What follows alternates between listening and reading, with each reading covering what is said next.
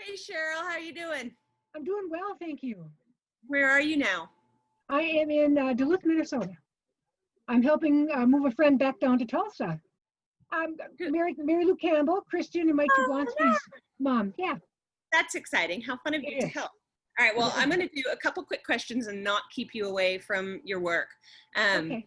some folks have been asking to get to know a little bit more about you, so we're going to let's get to know Mother Cheryl, okay? Okay, sure. So let's start with the basics. Tell us about your childhood. Where are you from? What's your story? I was born and raised in Duluth, Minnesota. I bought the house next door to where I grew up. So I literally was within 18 feet of where I was born and raised until 4 years ago. So I lived right Oh, there in the wow. same neighborhood for that many years. And after now my we've got husband you died, across the country. yeah, no, yes. Yeah. After he died, I thought life is too short to not do things. So I started broadening my horizons. I sold the house after he'd been gone for a year, and I took my first step out by myself to Hawaii. And I went 3 times to Hawaii and did mission work in the middle of the winter. It was really a tough job, but I did mission work in Hawaii 2 separate times over 2 years, and learned how to step outside myself. And yeah. I got my high school diploma, got married a couple years after high school to an incredibly abusive man. And I was with him for I was married for 7 years and with him for a total of 10. And then we got divorced. And I went on to school, to college, got my bachelor's degree, and then remarried. And then my husband, Ed, died. We were married for 27 years. He died in 2012. During that time, I finished my master's degree in counseling. I had worked in corrections, in the corrections center, corrections field from. I was the first female guard of a minimum security male camp up in Duluth, north of Duluth, and ended up being a supervisor. I was a probation officer for 18 of those years, supervising mostly felons. The last chunk of my time was with drug court people. So, and then I remarried 2 years ago. And that's Mr. Ron. Yes, I married to Ron 2 years ago. Yes. And he's up there with you now? He is with me, yes. That's awesome. Well, that was a good crash course in your early life. Yeah. Do you have children? I have one daughter, Leah, and she's 35 and she lives up here. I have, with Leah, I have 2 grandchildren and a step grandchild. Kellen and Chloe are both 15. Jonathan is 10. And on Ron's side, we have 7 more. So there's 10 grandkids. That's a lot of birthdays to remember. It is. We've always done Easter baskets, and those, when you're doing 13 Easter baskets, it's a little spendy. That's a little hefty there, yeah. It is. You might have to downsize the Easter basket. That's right. Yeah.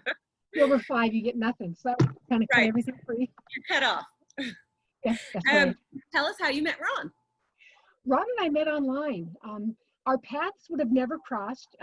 Neither one of us drinks. Ron's been in recovery since 1994. I look at him thinking, am I going to get the right date? I'm not in recovery. I just stopped drinking. That's right. He stopped drinking. So we would have never crossed paths. We didn't go to the same church. Neither one of us went to bars. So there was no place to meet. And we met online and went for coffee and tea at Perkins Restaurant in Superior, Wisconsin. And it started just an incredible romance. That's the tea out of the box. He's so quiet. I can tell. He's a real wilting flower. He is. He is without a doubt the kindest man I've ever met. And that's all. He's just the most incredibly kind man. So that's such a lovely thing to be able to say about your husband, isn't it? It is. Oh, what do you two like to do together?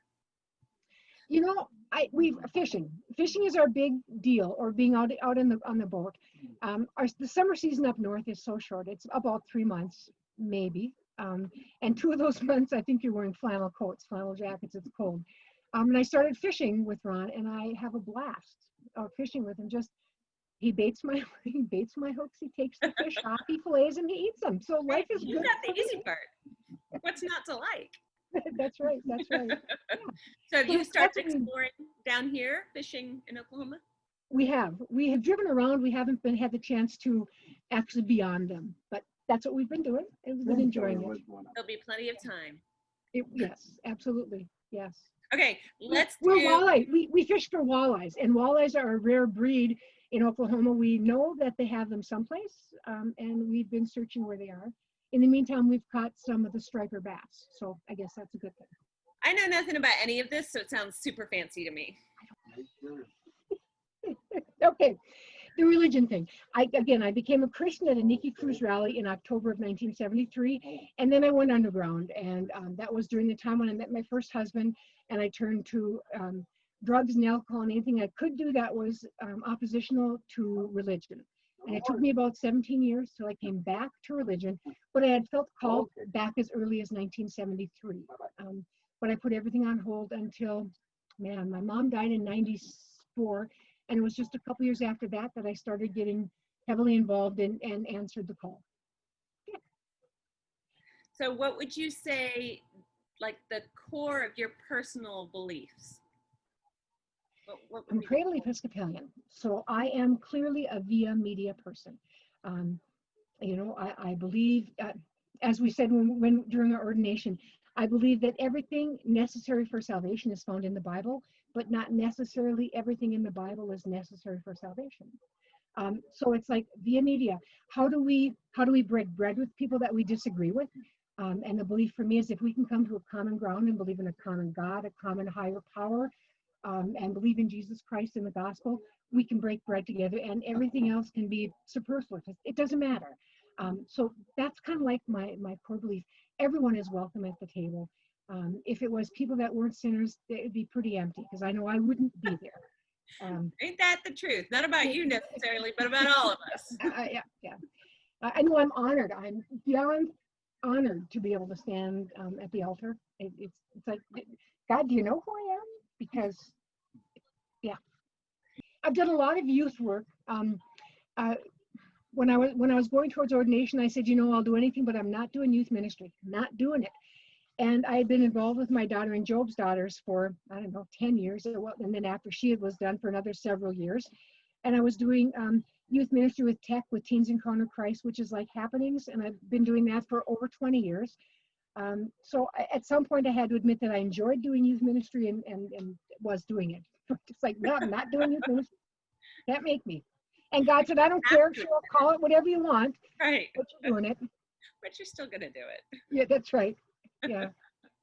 So, and you and Lee have met before, right? Or something? Lee and I met during doing one of the Teens Encounter Christ walk-ins. It was at his church in Minneapolis, and that was the first time I'd ever met him. I was the chaplain, the minister during that time, and he was first time through. He was one of the table leaders, so he worked with the youth and coming to some of the questions and answers and doing those types of things. And that was the first time I met him. And it was one of those times when I was doing the ministry stuff that I preached at the church. And Lee said, I really like what you're doing. And that was our first meeting. And that's probably been, I bet 8 years, something like that. And then we worked together, seen him on other tech things. And then last year specifically, we worked at Episcopal Youth Music Camp south of Duluth. And it was incredible. What are some of your favorite Bible stories or scriptures? Is there something that speaks to you in particular? More things have been speaking to me the older that I get, the more that I delve into the Bible. Growing up, we didn't talk about a lot of Bible stories. The first verse I memorized was John 3:16, and I only remembered it because we learned it at Bible school at a Methodist church camp. So growing up, we didn't talk so much about God or the Bible or Bible stories.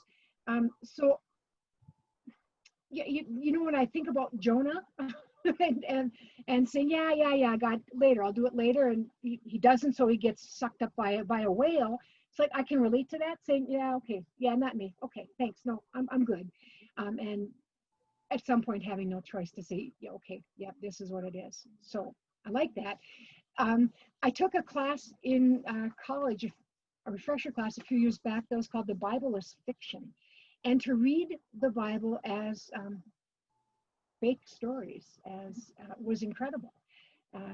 We talked about the creation story, that the Norwegians, the Scandinavians have, and they talked, I can't remember exactly what it was, but they had a tree that did this and a tree that did that, and because of this, that, and it's like, you know, when I read that, I could clearly see that it was fiction.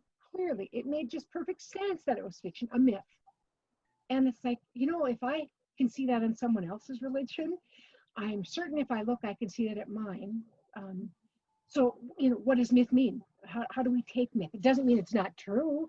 It doesn't mean it is true. It means it's become something that we have evolved to the point that we believe. It explains something that we can't explain ourselves. And it's that question between, or the difference between fact and truth. Yes.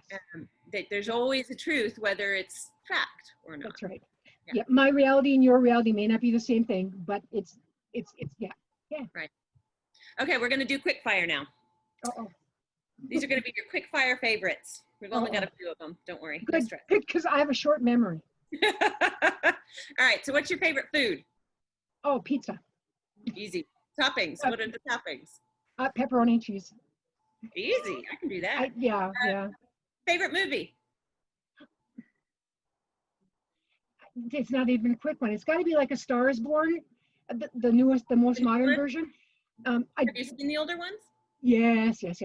But I like the newer one. I think because it hit me differently this time. After having had a loss, it hit me differently than when it did when I was a teenager. So okay. I think that was.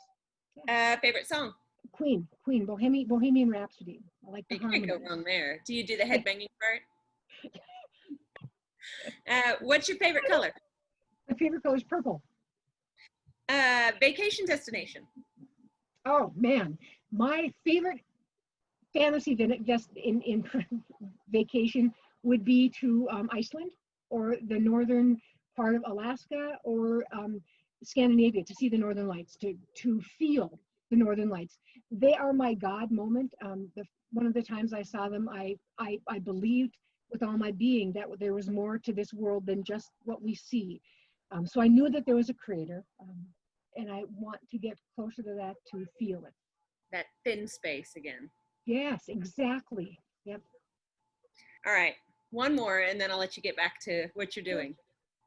I probably should have ended on that last one because that was a good one. But who's your favorite actor?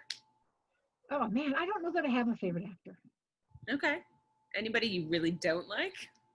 No, I like comedians. I like comedy. I don't like suspense. I don't like mystery movies are okay, but I don't like to be scared. I remember someone else saying not long ago, I don't like to be scared, so I don't like scary things.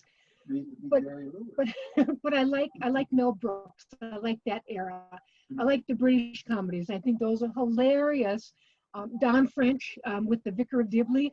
I love that dry humor. Whatever, not it's dry, but I love that style of humor. Yeah, I'm with you there for sure. Yes. All right, what else do we need to know about you before I let you go? I don't know. All right, I'm well, excited to be here. I'm really excited to be down I'm going here. to be sharing this with the congregation, and I'm sure they're going to come up with questions, and we'll have to do a follow-up. Okay. Sounds good. Fun. Safe travels. Take care. We'll see you soon. Thank you. Okay, bye-bye.